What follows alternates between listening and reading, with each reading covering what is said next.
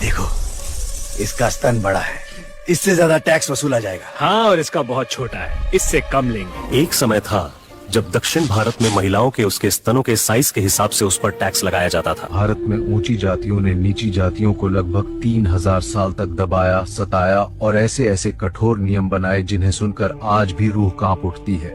इनमें सबसे भयानक प्रथा 19वीं सदी के दक्षिण भारत यानी केरल में थी, जहां महिलाओं को अपने स्तन खुले रखने पड़ते थे। त्रावणकोर में नीची जाति की महिलाओं को अपना ऊपरी शरीर ढकने का अधिकार नहीं था, यानी उनको अपना ब्रेस्ट बिना किसी कपड़े के खुले रखना पड़ता था। अगर वे ऊपरी कपड़ा पहनना चाहें, तो वहाँ के राजा को महिलाएं टैक्स देती थीं, फिर स्तन ढकने दिया जाता था।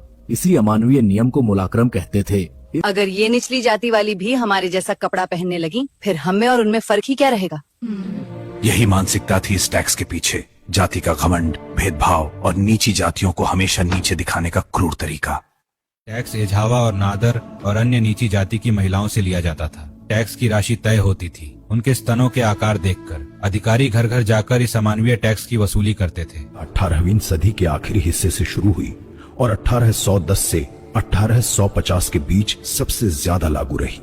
त्रावणकोर की सरकार इसे कानून मानती थी और महिलाएं इसे मजबूरी में झेलती थी। इस क्रूर नियम का विरोध करने एक बहादुर महिला सामने आई। उसका नाम था नंगेली। आज मैं अपने शरीर पर पूरा कपड़ा पहनूंगी, देखती हूँ कौन मुझे रोकता है। मैं अपने शरीर पर कोई टैक्स नहीं दूंगी, ये मेरा अधिकार है। जब अधिकारी टैक्स लेने आए, नंगेली ने अपने स्तन काटकर केले के पत्ते पर टैक्स वसूलने वाले अधिकारी को दे दिया। कुछ ही समय में उसका खून बहकर शरीर ठंडा पड़ गया और उसकी मृत्यु हो गई। नंगेली की बलिदान ने पूरे त्रावणकोर को हिला दिया। महिलाएं सड़कों पर निकल आईं। हम अपने शरीर को ढकेंगे, अब कोई हमें रोक नहीं सकता। यह विरोध इतना बड़ा हुआ कि राजा को झुकना पड़ा। नंगेली की मौत के कुछ साल बाद त्रावणकोर के महाराजा ने ब्रेस्ट टैक्स को हमेशा के लिए समाप्त कर दिया।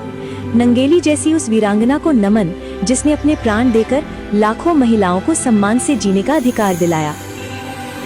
अगर आप AI से इतिहास को देखना चाहते हो तो हिस्ट्री काल को फॉलो जरूर करें।